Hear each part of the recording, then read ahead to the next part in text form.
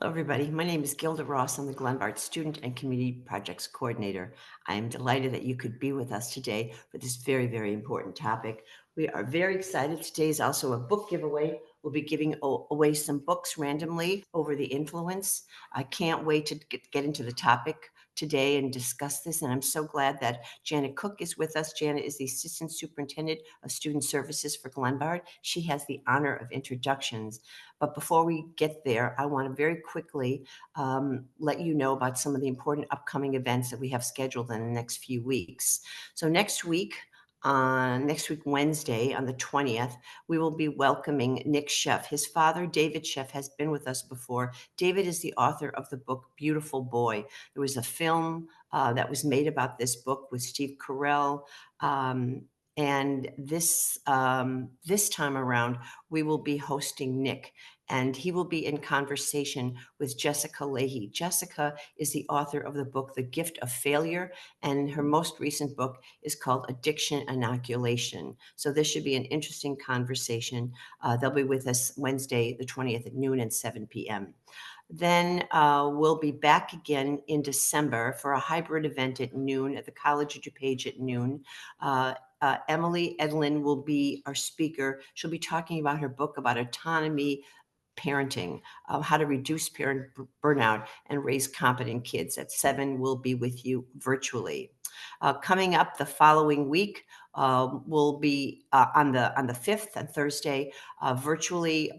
This will be First to Dream, Find Your Future at College Night. It will be presented in Spanish and in English. The links can be found on our website. Then we'll go into the following week, December 10th, Anna Hamayun.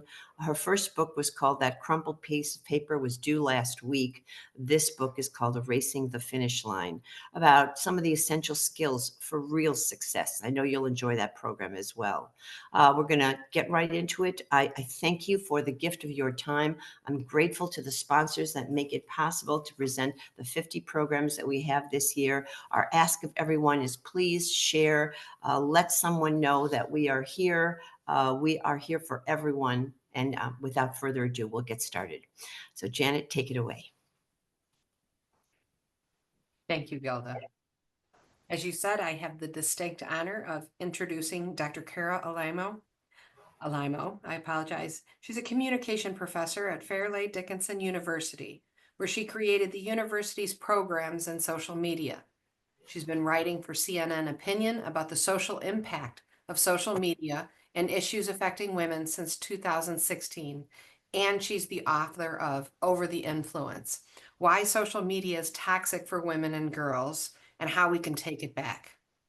Her work has been published by media outlets, including the New York Times, the Washington Post, the Atlantic, the Los Angeles Times, Harvard Business Review, and numerous academic journals. She's a former communicator at the United Nations, and we are delighted to welcome her to the GPS Parent Series today. Welcome, Dr. Alaimo. Thank you so much for having me. I am thrilled to be with you today to offer you my playbook and best advice for how parents should handle their kids' use of social media, as well as, of course, how teachers and other administrators should handle the use of social media by kids. I have been traveling across the country speaking to students and parents in schools about this subject, and there's about 14 questions that I get over and over from parents. And so I wanted to give them to you here today with my best advice and practical solutions for how we can go about thinking about these issues. And as Janet mentioned, you can also find my book and find me on social media. I've included those channels here, as well as my email address if you would like to reach out to me in the future. So the first question I get, sometimes from parents of younger kids, but I think it's worthwhile for all of us to think about this, is what do we need to teach kids to prepare them for the world of social media before they're old enough to have phones and apps? And even if your kids are already on social media, I think it's sometimes worthwhile to go back to some of this foundational stuff.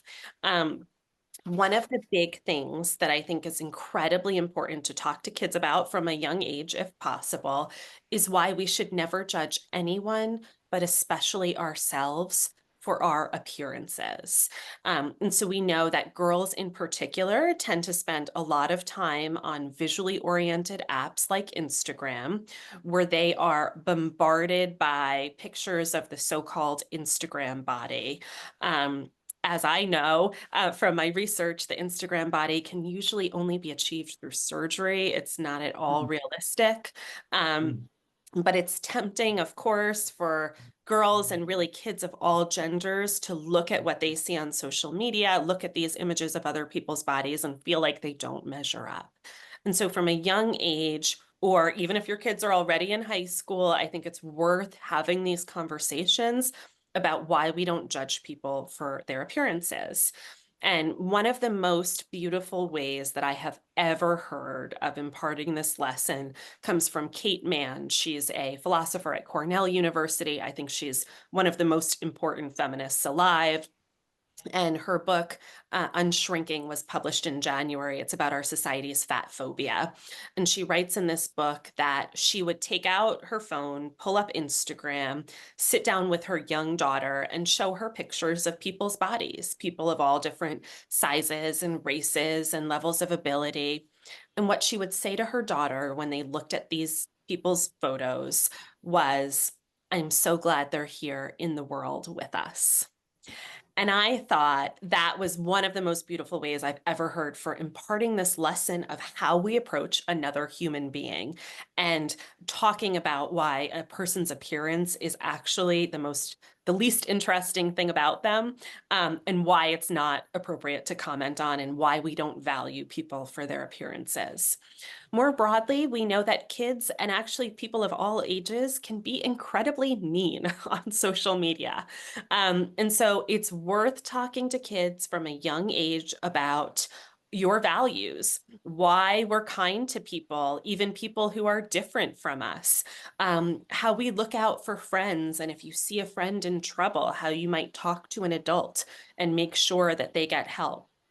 But I think preaching kindness and tolerance are values that will go on to serve kids really well when they end up on social media, particularly because we know that on social media, people often see it as a fantasy realm. It's easy to lose sight of the fact that the people on the other side of a screen are human beings with feelings. Rather than just avatars. People will say and do things on social media that they often would never have the guts to do offline. So it's really important to start to instill those values. So then when kids are on social networks, you can have these conversations about why we have to remember that these are human beings with feelings on the other side of the screen. Another huge question I get is how schools should handle the use of phones by students, and then, of course, how parents should handle phones during the school day. I'm a big proponent of not allowing phones in schools. I think if kids arrive at school with a phone, it's a really good idea for schools to lock them up until the end of the day. And I tell parents that if their kids have phones, it's a really good idea to ask them to leave their phones at home when they go to school.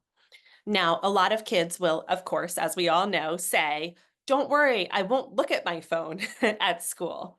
The problem is that's not a reasonable expectation for us to have of children, or actually really someone of any age. One of the things we know is that social media platforms have been designed to be addictive with features like bottomless feeds that never signal to us that we've seen enough and it's time to put our phone away. Things like continuous notifications. It's hard for me as an adult to put my phone to the side. So it's a totally unreasonable expectation of a child to hand them a phone and say, don't look at it for the next 7 hours.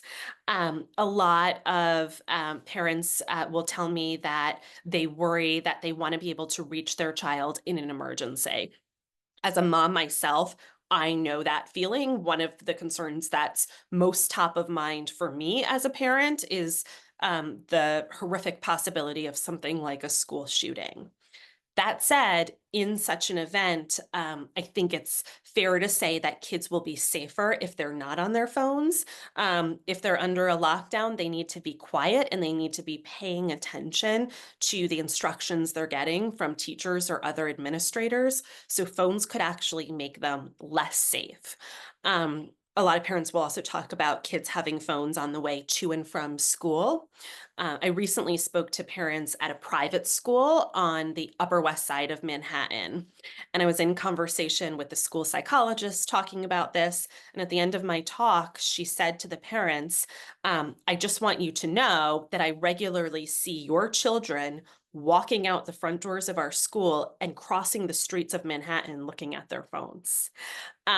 And so I think it's fair to say that there are many ways that sending kids to school with phones makes them less safe. Not to mention the fact that you're then not on top of what they're doing on their phones. Something like 1 in 3 minors have had a sexual encounter with someone on social media who they believe to have been an adult. So there's all sorts of very dangerous things that kids could be doing on their phones on the way to school, at recess, et cetera, that isn't going to be policed. And we'll talk more about that later. The other thing I'd say is just that phones are an enormous problem and distraction within classrooms and outside of classrooms. So 72% of high school teachers recently said in a Pew survey that phones are actually getting in the way of learning in the classroom. And even if kids are not trying to steal glances at their phones inside the classroom, it's not a good idea to have kids looking at their phones at recess or in the hallway between classes, because that's actually another hugely important time for their development. So you may have heard of John Haidt's recent book, The Anxious Generation. And one of the things he talks about is the importance of play straight through high school for kids, right? So things like recess, or that downtime between classes, is actually a really important time for kids to be socializing with other kids, to learn how to have an in-person conversation, to learn how to navigate complicated relationships. At recess, kids learn new activities and build new skills by playing games. None of this is happening if they're glued to their phones. And another really important lesson for kids to learn, of course, is how to be bored, how to sit with their thoughts, right? And research tells us that, in those moments, there's often a lot of growth and a lot of great ideas that come if kids can learn not to constantly pull out a phone anytime they have a spare moment. So for all of these reasons, my message to parents is make your kids leave their phones at home when they go to school.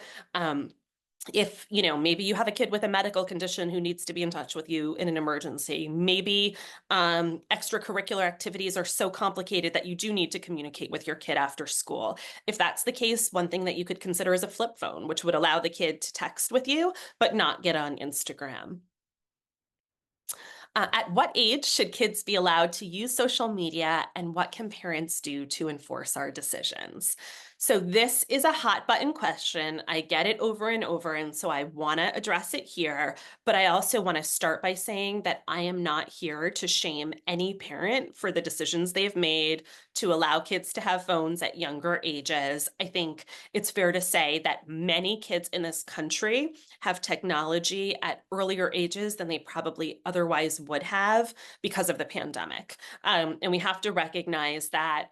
That said, a New York Times reporter recently asked me at what age I would allow my daughters to use social media. And I told her that I was trying to hold out until age 16. Now, I know to many of you, that's the equivalent of saying age 40. This reporter threatened to put my oldest daughter's birthday, 16th birthday, on her calendar and follow up with me to see if I could actually be successful, because it sounds like a very high number. What I want to say to you is that there is research to support this number. So very solid data out of the UK shows that there are particular periods of life when using social media is associated with lower life satisfaction a year later. And one of those windows is the age during which kids are going through puberty. And so some parents will say to me, you know, Eventually, my kid's going to get a phone. Do I really have to have this argument every single night at the dinner table for the next year in order to hold off for a year, or can I just get the phone now? And I will say to parents, there is research to suggest that if you can do it, it would be great to hold out until age 16. If that's not possible, if it's too late, don't despair, because there's plenty more to talk about how we can teach our kids to protect and empower themselves once they are on social networks. But if it's not too late, I think one of the most effective things we can do is talk to the parents of our kids' friends while they're young and collectively agree to hold off until a particular age. I know from talking to parents across the country that there are very few parents who are dying to get their kids on social media young. And the reason why parents allow it is because they don't want their kids to be ostracized, right? They think that other kids all have phones and that their kids will be left out of opportunities to communicate and get invitations to social events if they're left out. And all of that is true. Um, but you can think about pledges such as wait until eighth, which actually refers to the end of eighth grade. Or you can think about just informal conversations with your kids' friends. And even if your kid has a couple of close friends who don't have phones, that is huge as an argument and a way of sort of holding off yourself. Another big question I keep getting from parents is, I'd really like to hold off on allowing my youngest child to get a phone, but the problem is I allowed their older sibling to get a phone at a younger age. I think it's totally reasonable to say things to kids such as, but now we have better data on the effects of social media and phones on kids. And when we get better data, sometimes we change our minds, or now I'm a more experienced parent. And there's all sorts of ways that you can have these negotiations. I was recently on a podcast to talk about my book. And obviously, this was a very privileged position to be in. But the podcaster who interviewed me told me that she offered her daughter $1,600 if her daughter would wait until age 16 to go on social media. And her daughter took the money. Now, not everyone's in a position to do that, but I'm just suggesting that there are creative ways to offer kids perhaps other opportunities that older siblings didn't have. Okay, here's a big one. How can using social media negatively affect the body image and mental health of our children? So, the first chapter of my book is called Girl Meets Instagram, and it talks about how social media affects teen girls. That said, this chapter is chock full of advice for parents of kids of every gender.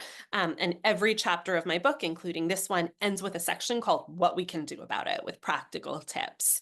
But one of the big stories I tell in this chapter is of a girl who asked me to call her Vivian. She's now a woman.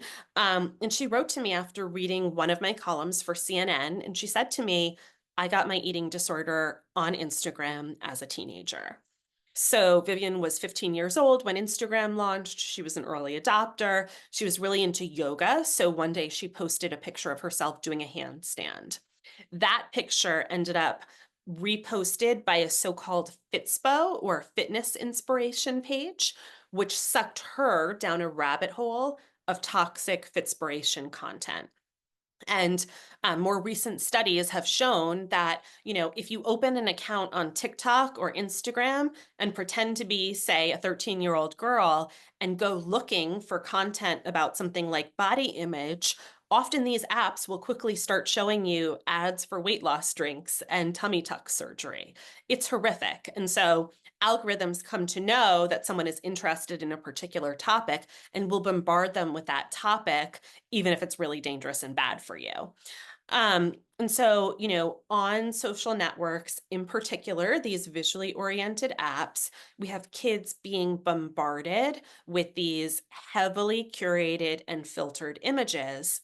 And it's easy to lose sight of the fact that these images aren't real. And so kids walk away from social media with a sense that everyone else's body and life is so much better than theirs. And it's easy to see why this makes kids feel deeply unhappy. Vivian is now in her late 20s. She works part-time as a personal trainer, and she tells me that her clients will pull out Instagram, show her pictures of the so-called Instagram body, which as I've said, can usually only be achieved through surgery. And they'll say to her, I want to look like that. And so, these struggles continue throughout our lives. Vivian's received intensive treatment for her eating disorder and still continues to struggle with it as a woman in her 20s. And so, again, that's why we have the conversations early on with daughters, but really kids of all genders, about why what they're seeing on social media isn't real, why so many of these images are heavily filtered. Um, and why we shouldn't judge people for their appearances. What do we need to teach kids about sexting? So I didn't grow up as part of this generation. And so for me as a parent, it's quite difficult for me to wrap my head around this fact. But it is a fact that it is just a common part of youth culture today to share intimate images with one another. This is a place where I think we have to be really firm with our kids and have very direct and probably uncomfortable conversations about why they can never sext. And one of the first reasons is because technically they could be prosecuted for producing child pornography of themselves. A lot of parents, I think it's tempting to think, but not my daughter, like my daughter wouldn't do that. And unfortunately, the statistics tell us otherwise. One of the young women who I interviewed when I was researching my book, who I was put in touch with by her mother, by the way, explained to me that girls today take sexts in advance of being asked for them and store them on For My Eyes Only on Snapchat so that when boys ask for them, they have them at their fingertips. I mean, that's how ubiquitous this is. So we have to be clear-headed about it. We have to talk to kids about this risk. And then related to that, this brings me to my next question, which is, what do we need to teach kids about protecting themselves from sextortionists and other predators online? So, as part of this same conversation, we have to talk about sextortion. Sextortion is when someone usually pretends to be someone else, establishes an emotional relationship with someone online, convinces them to share one intimate image, and then the next text that comes through is, Venmo me $25,000 in the next hour, or I am putting this picture all over social media and sending it to your teachers and all your friends, and here are the names of all your friends. This is astonishingly common. It is a crime that's affecting adults as well as children. And it's something we have to talk to our kids about. So first of all, it's incredibly important, as I've said, to talk to kids about why they should never share these images online. And part of it is, besides the risk of going to prison, technically, is the fact that if these images end up shared more widely, it is potentially life destroying for them. And so I was recently hired as an expert in a legal case involving a teacher who is alleged to have created nude deepfakes of his female classmates. We'll talk about what deepfakes are in just a moment, but they're fake images created using artificial intelligence. And I really combed through the literature on the effects on victims when your nude images end up online, whether or not they're real. It is life destroying for people of any gender when your images end up online. Your intimate images puts you at greater risk of depression. It puts you at greater risk of suicide. It makes it harder to date. It makes it harder to get a job. It's just life destroying. And so we have to talk to our kids about how you may be sending a picture to someone and they may not be who you think they are. Or we talk about something called revenge porn. I don't think it's an appropriate term, but you know what I'm talking about, right? A child sends an image to someone they think they can trust. Later on, that relationship changes, or perhaps, the person they've sent it to just thinks it's funny to show it to all his friends. And so things like hackings are also incredibly common, right? Your child could have an image saved on their phone and their phone could be hacked, or they could send it to someone and that person's account could be hacked. Again, happens every day, right? And so we have to talk to kids about why we need to verify that people are who we think they are online. But we also need to talk to kids about, again, why they never share these images, because they could so easily be accessed by other people and shared widely. And it's really life destroying when this happens. Another thing, as I mentioned, is new deepfakes. So what do we need to teach kids about deepfakes and disinformation they'll encounter or even be attempted to create online? As I mentioned, deepfakes are fake images created using artificial intelligence or fake videos. The tools for creating deepfakes are now widely available online for free or at very low cost. And surprise, surprise, the vast majority of deepfakes are pornographic. And so I've already talked about how life destroying it is for victims when these images end up online, even if they're not real.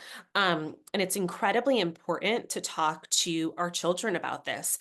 I'm based in New Jersey, and recently boys at a local high school in Westfield created new deepfakes of their female classmates. And the thing that I just couldn't get over in the Wall Street Journal's reporting of this issue was that parents in the town of Westfield were divided about whether this was a big deal. As I've said, this is a very big deal for the victims. Um, and so, so much education needs to happen. And I think it's really important for schools and community centers to take the lead in organizing sessions for parents and for educators so that we can go into our schools, so that we can sit down at our kitchen tables and know what deepfakes are and have these conversations about not only why kids should never create them, but also why they should never share them, right? And why they're really a grotesque form of violence against victims. And then more broadly, we have to talk to our kids about disinformation, which we know is all over social media, right? So why we can't just believe anything we see, even if it appears to be news on social media. And this is where, our country is severely lacking in media literacy. As Janet mentioned, I teach social media at the college level. Almost none of my students tell me they've ever received an education in how to spot fake news before they walk in the door of my classroom at the undergraduate level. And that's really terrifying. If my own daughters were growing up in Finland, for example, they would be taught how images are designed to manipulate their emotions and how to identify manipulated images at the same time as they were learning how to read and write. And so there's really an opportunity. I've gone into many schools to talk to kids about this, but we need a huge effort to mount a curriculum and education in schools and for parents about deepfakes and about disinformation, how to find it, how to find trustworthy sources, and why we don't believe everything we see on social media, in particular, information about our health. Another thing I write in my book is that it's a big myth that kids want to spend all their time on social media. And so I have the sense that this is what parents in the country often think, right? Kids love social media, they're addicted to it, they want to spend their time on it. The researcher Dana Boyd actually went out and talked to American teenagers, and guess what they told her? They would so much rather get together with their friends in person. The reason they can't get together with their friends in person is often because of their parents, right? Because they have overscheduled lives, because they don't have transportation, because their parents' rules disallow it. Well, guess what? Our kids might be much, much safer getting together with their friends in person than they are alone in their bedrooms on TikTok connecting with a predator. And it's also just incredibly important for kids' development to establish these social relationships, to navigate these dynamics, to know how to talk to people face to face. And so one thing that I would call on parents to do is make sure that kids have opportunities for in-person socializing with their friends, which will naturally cut down on the amount of time they spend on social networks. Another thing I acknowledge in my book, and this is where I do differ from some scholars in this space, is that I think social media can at times be healthy for kids. And the reason I say this is because I spoke to girls across the country who told me this. They told me that sometimes they were the minority in their physical community, but then they went online and they found a community of support. They found their people, and that was really healthy and life-changing. And so I do think that it's important to acknowledge that social media can be incredibly toxic, but I also think we have to listen to what kids tell us and not ignore that. And I think we need to acknowledge that social media is a place where some kids find their people, where they get involved in important causes, and where they find interests and develop interests that end up turning into careers or into important hobbies. Which brings us to a related question, which is how can we support this, right? So, how can we help our kids and our students find the healthy content and communities on social networks? One of the things that I advise parents to do is shock your child, sit down with them and say, I want to look at TikTok together. And maybe your kid is interested in animals and might want to be a veterinarian. So you start looking at that content and consuming these kinds of TikToks together. What's really cool about this is that, as we know, algorithms are designed to show people more of what they think they like. And so if we consume content about animals with our kids, when we are not with our kids, the platforms will serve up more similar content. But more broadly, I'll talk about the fact in a moment that many parents don't feel comfortable using social networks themselves, right? Or don't know how to create a TikTok. Let me just say, you don't need to know how social networks work. I promise your kids will be able to help you with that part of it. But you can still sit down and look for healthy content that aligns with their interests. And that's a really great way of teaching kids, right? How they can find healthy communities, how they can find content that serves them. And at the same time, we have to have these conversations about why they shouldn't spend their time looking at the Fitspiration content. I was recently on a panel with another educator who said, the amazing thing about social media is if someone's trolling me, if someone's bothering me, I just hit mute and I never have to see that person again. Wouldn't it be amazing if I could do that offline? And so talk to kids about that benefit, right? If someone is not kind, if someone is saying things that are inappropriate, you have every right to just block them. You're done.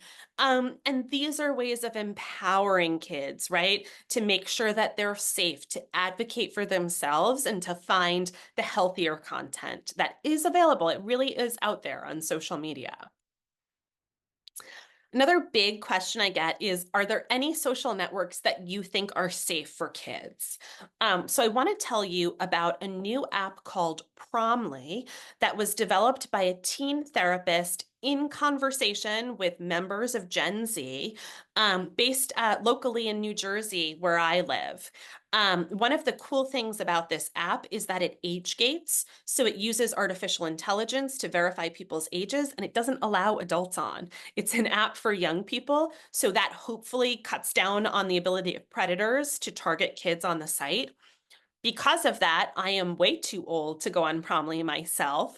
But so I haven't used it myself, but I understand that Promly is designed to connect kids with mental health resources, to connect kids based on their interests, and to connect them with opportunities for things like internships and congressional youth advocacy and other volunteerism. For me, this is what an app for kids should be doing, an app for teens.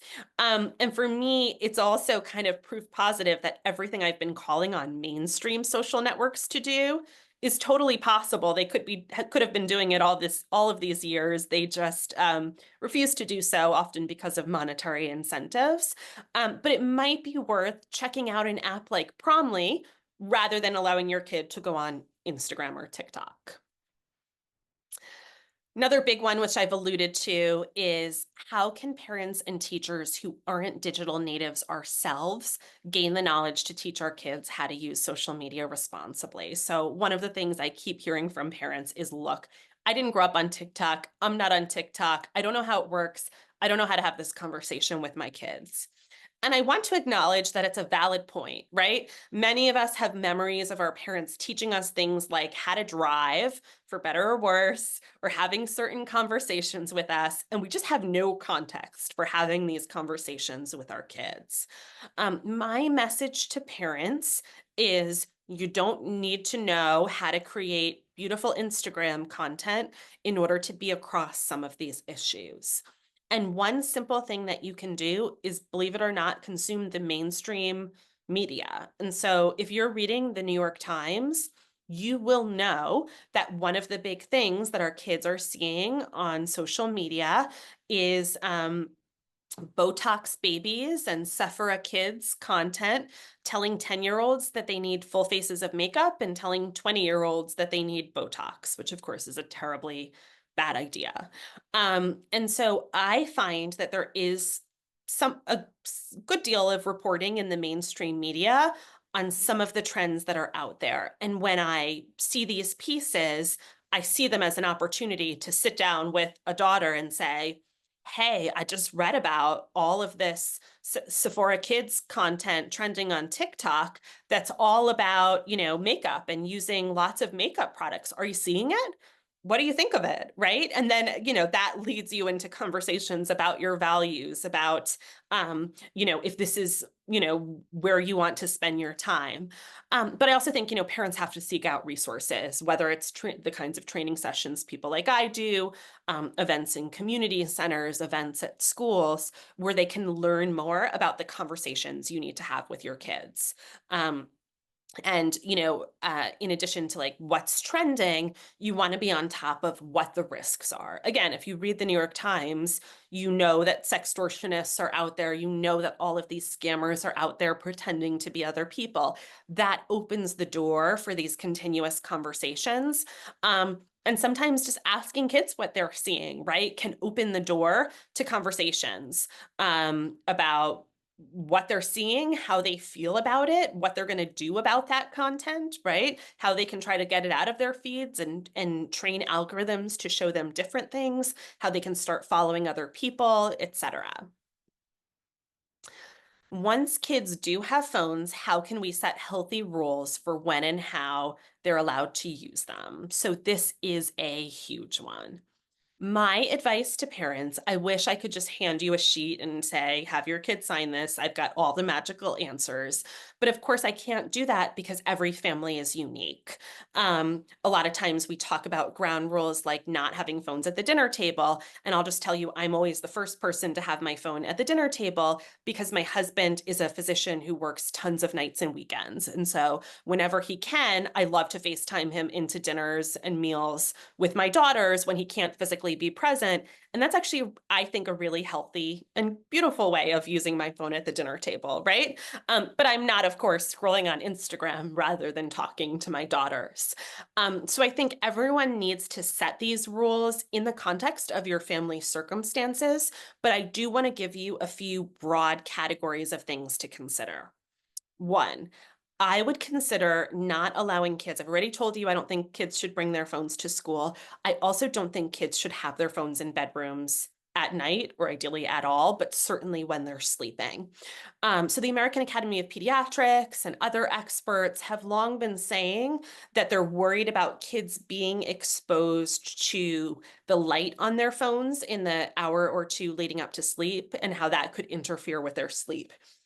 I just reported for CNN on a really interesting study out of New Zealand that showed that's not really the problem. The big problem is that kids are using their phones under the covers, and that is what's keeping them up at night. And we know that sleep deprivation is one of the biggest risks to our kids. It's associated with all sorts of health problems, from accidents to mental health challenges. It is essential and it is a critical part of our jobs as parents to make sure that kids get enough sleep. And I've already talked about how it's not realistic to ask a kid, or really anyone of any age, to just not look at their phone when it's sitting next to them, right? And so I think it's really important to talk about parameters around sleep. And the solution that I suggest is just not having phones in a kid's room when they need to be sleeping. Another big one is around homework. And so a lot of families will have rules saying, look, you get your phone at the end of the day once you've done your homework, kind of as a reward for having done it, and in order to make sure that it doesn't interfere with your homework. There's a lot of complications to that, right? Kids will say, but I'm working on a group project, or I have a question and I need to be able to text a friend, or I need to be able to access the internet in order to do research for the paper I'm writing. All of that is legitimate, but I want to tell you one hugely important thing. one of the biggest concerns that I have about kids and social media centers around their ability to concentrate. We know that the human brain cannot multitask. Our brains can't do it. It's a fact established by years and years of research. And so if a kid is looking at their phone or has their phone popping up notifications while they're doing their homework, they're constantly distracted and they're not able to focus. And this lack of focus is a huge problem for this generation. I can tell you, I have been teaching as an adjunct professor since 2010, full time since 2014.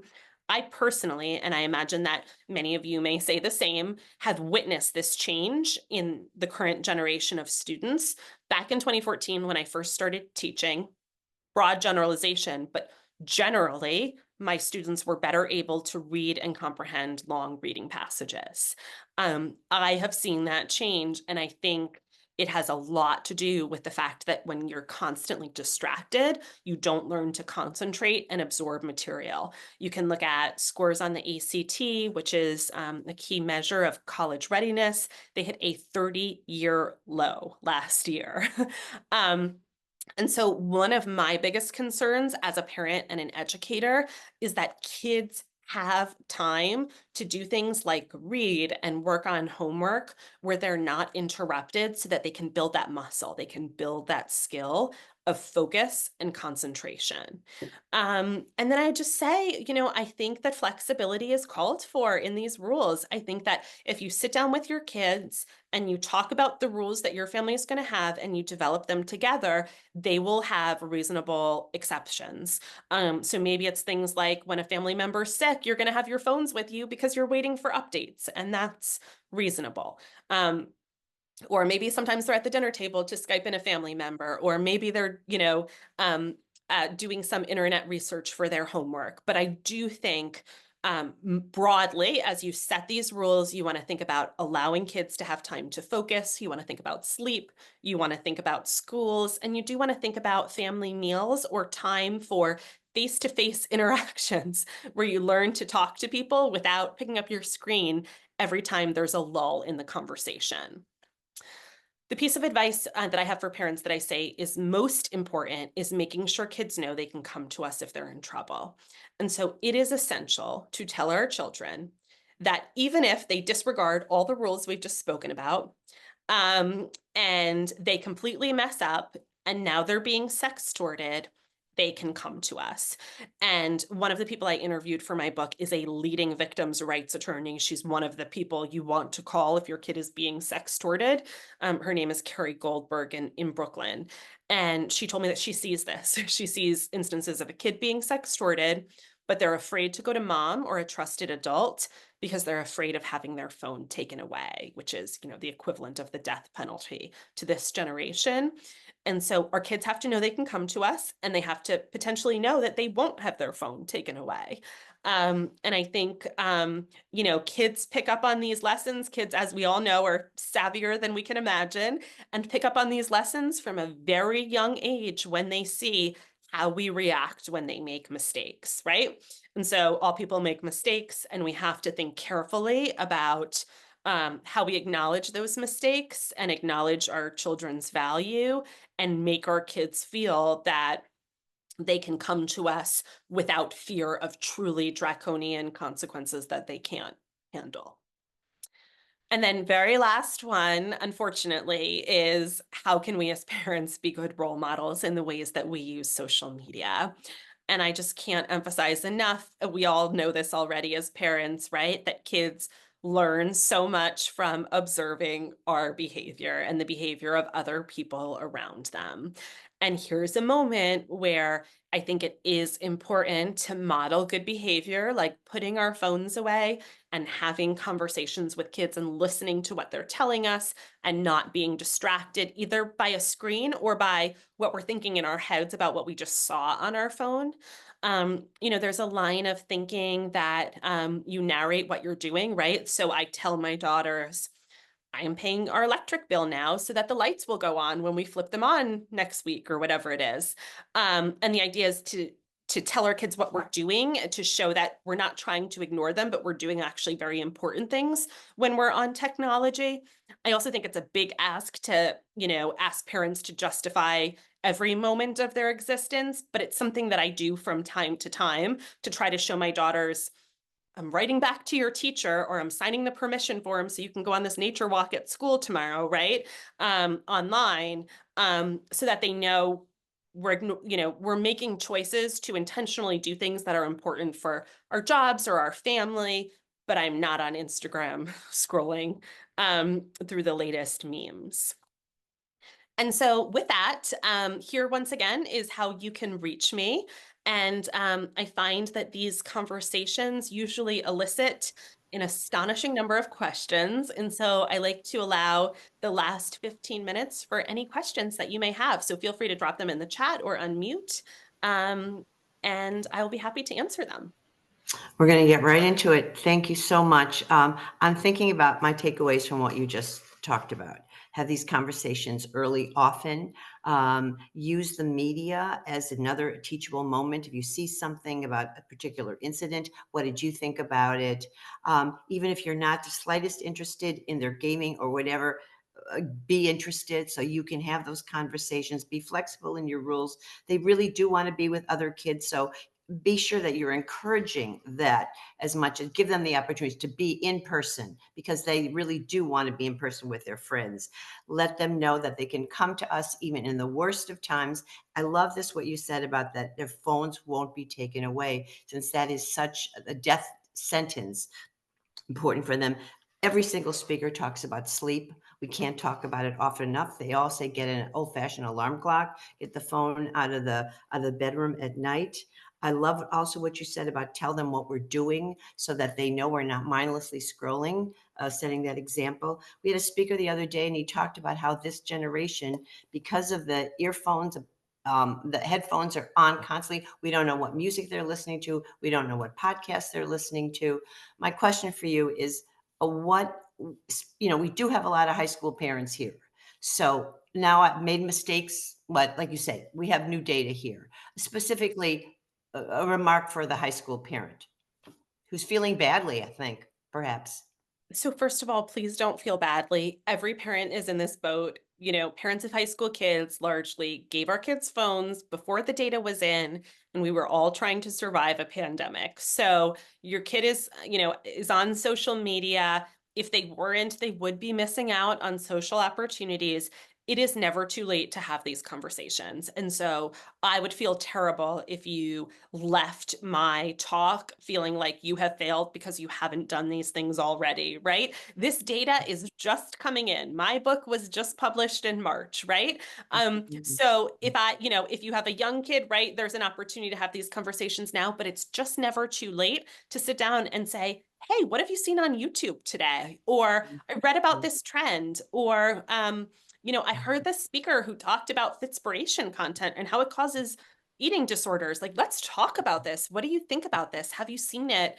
How can we search for, can I look at TikTok and search for healthy content together?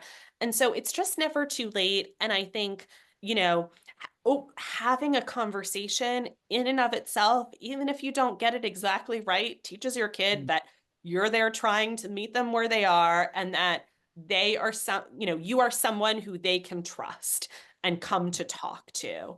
And tell them that, tell them, I won't take your phone away. And if you ever have a problem, here I am. Some parenting experts talk about this idea of a council of parents, right? So giving your kid, the phone numbers of 4 other parents, and you all agree that if a kid's in trouble, they can call any one of them and they'll keep it confident. That's another way, particularly if you're really concerned about a kid or a kid not coming to you, right? Depending on a particular phase they're in. But, they could call the parent of a friend who they might trust. So some of this could be showing up for each other, right? And forming communities of support with people you feel you can trust. But, parenting has never been, there's never been a playbook for parenting. There's no one right way to do it, right? Every kid is unique. And I'm just here to give you some resources that it's never too late to use. Beautiful. Janet, I know you have a question, a comment. think they kind of connect. This has been great. Thank you so much. I think that a lot of the body image pieces you were talking about with the phone, and as one of our guests here today also wrote, it's not just the Instagram, it's also the unreasonable depiction on YouTube, and it does impact young men as well as young women, and grown Mhm. men and grown women. Hmm. Yeah. Mhm. As we think about that, and then you described the next level, I think my takeaway with that is, let's sit down and look at TikTok. I read something, I read something that's trending. Having those conversations feels so logical, as you said that about, well, what do you think of that? Does Mhm. it feel like that's true? Let's fact check, Mhm. because there's so much that's just absorbed and taken in. So I think that was very powerful.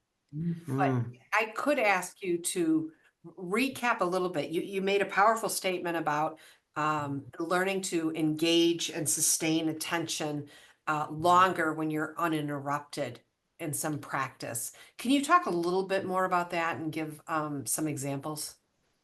Yeah. So, one organization recently hired me to talk to camp counselors to convince them to put away their phones for the summer, right? When they're, Mhm. in charge of young kids, which is really important for so many reasons. But when we talk about concentration, and this is really relevant to parents, one of the biggest things I think about is safety. And so there was a really interesting study that was done that looked at the rollout of the 3G network in the United States. And so different parts of the country got access to the 3G network, which enabled people to use Apple smartphones at different times. As the 3G network rolled out in different parts of the country, pediatric emergency room visits in those parts of the country increased significantly. And so the point is, when you're not concentrating, if you're a parent, if you're a camp counselor, kids' lives could be on the line here, right? But also, you know, one thing that anyone who studied psychology can tell you is that the literature is very clear that the human brain cannot multitask. And so none of us can do it. And so if your teenager tells you, yes, I'm working on this paper, as you see them texting their friends, unfortunately, it's just not possible, even if it's sometimes tempting to think that it is. And it's constantly pulling their attention away from what they should be focusing on, which prevents them from getting the opportunity to learn as deeply as they otherwise would. And I think kids in this generation are just completely missing out on the skill of focus and exercising that muscle in your brain, and that's what makes it harder for kids to read and understand long reading passages right now. But it's also what makes it harder for kids to look you in the eye, shake your hand when they've met you, and have a conversation with an adult, right? My kids go to this phenomenal summer camp where the owner trains his counselors to do this. And it's astounding because you so rarely see it, right? To have a conversation, to be alone with your thoughts. All these things require being probably forced to not check your screen at every opportunity when it's tempting to do so for the dopamine hits. And just, a study by Common Sense Media found that the average teen gets 234 notifications on their phone every single day. A quarter of them come in during the school day. Even if you're not looking at your screen in a particular moment, right? You've looked at it in the hallway and then you put it away so you won't get in trouble with your teacher. That's still on your mind, right? You're now thinking about like what you just saw, like what was just posted on social media rather than what your teacher is talking about. And that's why we really need extended periods of time away from our phones. One of the easiest ways to do this without a battle, of course, is to get kids involved in extracurricular activities, right? My daughter does piano lessons for an hour and a half once a week. She can't possibly, she's too young, but if she weren't, she couldn't possibly look at her phone during that time, right? She's in a class, she's working with an instructor. If you're playing basketball, you can't pull out your phone on the court, generally speaking.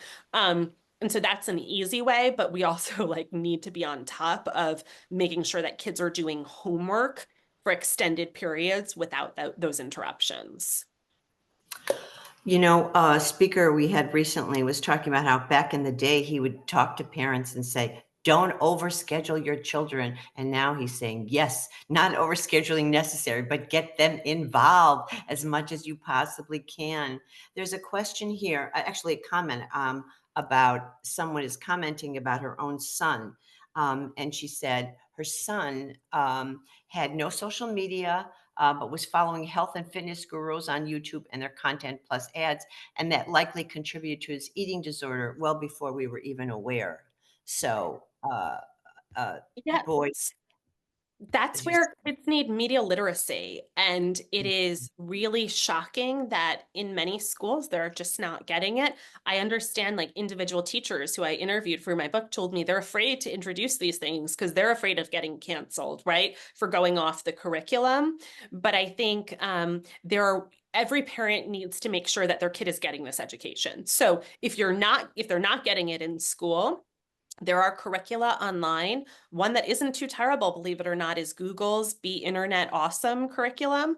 But there are other activities that nonprofits have created that kids can do online. And it's up to us to ensure that our kids get some kind of an education in how to verify facts, right? Why they shouldn't believe what they see on social media. And the health stuff is like one of my biggest concerns as a parent, right? And then how to find reputable sources and how to fact check and how to know what to believe and the importance of reaching out to your doctor for medical information because they're the ones who know your medical history and your particular circumstances. A lot of kids today are also trying to diagnose themselves with mental health problems on social media. I just wrote a big piece for CNN about why that is so dangerous, right? So a kid watches a TikTok with symptoms of anxiety and now has diagnosed themselves with anxiety. The problem, which I learned from interviewing psychologists, is that many problems have similar symptoms. So you could be experiencing symptoms that could be, indicative of anxiety or depression or having a cold or not having gotten a good night's sleep, right? All sorts of things. So you need professionals. That's another important conversation to be having with our kids, right?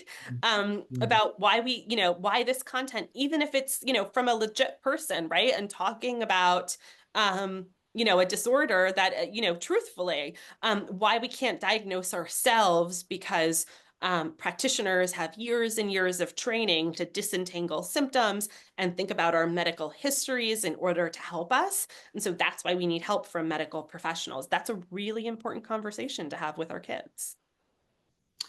We've been hearing recently about the sense of hopelessness that so many young people are feeling. Is that something you came across in your research as well? Yes. And someone just asked in the chat about the Google program I named. It's called Be Internet Awesome. I do think that kids are feeling hopeless. And I think a lot of it tracks back to the fact that they're seeing these heavily filtered, overly glamorized lives on social media and feeling like they don't measure up. But there's also plenty of offline reasons why kids are feeling hopeless, right? Because this generation has less resources, fewer opportunities than adults in past generations did at their age. So some of the solutions need to come offline, but I think a lot of it comes from this loss of self-worth from scrolling on Instagram. And it's just a great conversation to have with our kids about how most of the pictures we're seeing probably are filtered, right? People curate their happiest moments on social media. And so these are not realistic depictions of what it is like to be 16 years old in this country. To counteract some of that, one of our speakers recently talked about how we need to make adulthood much more attractive than it is. And if we don't, why would they ever want to become one? And it made me think about what you were saying a minute ago about, yeah, tell them what we're doing so we're not mindlessly scrolling it. That was great. Yeah, and So I would just add to that, a lot of research, Jean Twenge and others talk about how like kids delay the behaviors now that we used to undertake at younger ages, learning to drive cars, going out without our parents in public, etc. And John Haidt's research, and where I think he's really spot on, talks about how it's important for kids to build confidence as young people through play, right? taking small risks on the playground, having these social interactions teaches kids that they can do hard things. And that is protective of their mental health when they need to do hard things in the future. And so I think this starts young. I'm with him that it starts with play. And I think, we have to think about how we can build our kids' confidence by giving them situations which challenge them, but allowing them to succeed and using that as models. And with my daughter, who recently had to do something difficult, I talked to her. We have a list of all the difficult things she's done in the past. And did I say that'll be hard? I can't do it? No, I was confident. I said I could do it. Um, Mhm. I think it's important to recognize that we as parents probably have more work than parents of past generations had Mhm. to build our Mhm. kids' confidence. Mhm. Mhm. There's a question here about divorce. There's a question here about what you think about contracts. Um, but another question that just came in about how do I find trustworthy sources? Hmm. So, trustworthy sources for health information, I really think we're looking at medical professionals, right? We're not diagnosing ourselves online, but you could talk to kids about how the CDC does have helpful information about things like vaccines and things about, the importance of sleep. The crazy thing about news coverage in this country is that although social networks like to pretend that it would be really hard to get all the misinformation off their platforms, it's not true because there's such a small number of media outlets left in our country, right? Because so many of them have struggled or gone under because all the advertising money that used to go to them is largely going to Google and Facebook now, right? And so what that means is that it is very easy to pinpoint for a child what the local community paper is and like 5 big national sources of news that they can rely on, right? And then if they're looking for news on a particular topic, I promise you that if they have the New York Times and the Washington Post and the Associated Press and Reuters on their list, they'll be able to find news on that topic. But I will say, like, we're asking a whole lot of parents to also be the educators on media literacy. And I Mhm. think that this is a place where, parents need to partner with schools, right? And have those conversations like, is my kid getting an education on media literacy and digital literacy in schools? If not, why not? Right. And then also, like, where can I find these curricula? So you can have these initial conversations for sure, but I do think it's useful to get a true curriculum that your kid can really follow to learn some of these skills. Thank you for that. What about divorce? Let's talk about that for just a brief minute. When your kids go back and forth to divorced parents, can they have a phone at one parent's home and not at the others? Different social media rules at each house. How do you handle that? Yeah. I have to say, one of my good friends who I walk with is a therapist who specializes in helping people who are not together co-parent their children. And I will say, if you have an opportunity to get help like that, it definitely helps if both parents are on the same page if you're divorced, right? That may not be possible. If that's the case and you're concerned, say, your child is with the more permissive parent half the week, here's an opportunity to have conversations, right? So just as all is not lost if you let your kids on phones before age 16 or if they've been exposed to some content that's probably harmful for them, right? Have the conversations. What are you seeing on social media?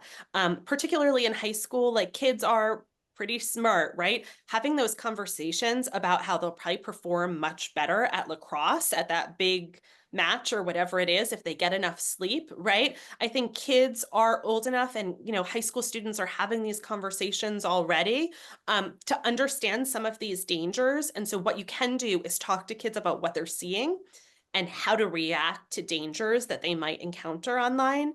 And that is hugely protective, even if you're unhappy with the rules that they're unfortunately following half the week. We're going to take one more question. I know that Janet will have a closing comment. In schools that are enforcing true cell phone bans, do you feel that there's a certain method that seems to be more effective? The pouches, the lockers, anything on that? Early research on that? I'm a big fan of locking them up and giving them back to kids at the end of the school day, not at the end of each class. I hear Mhm. from teachers in schools. I just did a huge training session for hundreds of teachers, and like they tell me, like, when teachers lock them up in class, right? Different teachers have different policies. Students steal glances at phones. Like it's not so great. Better to have that whole day, right? All those hours where kids have to be with their thoughts. They have to be in their heads. And that's, hugely, hugely beneficial to them. Thank you for that. And Janet, go I'll ahead, say please. that last question on contracts, I think contracts are a great idea, right? Just writing up what you've agreed with your kids, acknowledging that kids can come to you to renegotiate and signing something. It's a great idea. Oh, good. Thanks for remembering that. I appreciate it. And your generosity here. It's been wonderful. Janet, closing comments? Thank you so much. Listening to you talk really solidifies it's not just about this thing that's in front of my face. It's about the continuing impact of that action. Thank you. Mhm. This was wonderful. Mhm. So thank you, everyone. Have a great evening and see you next time.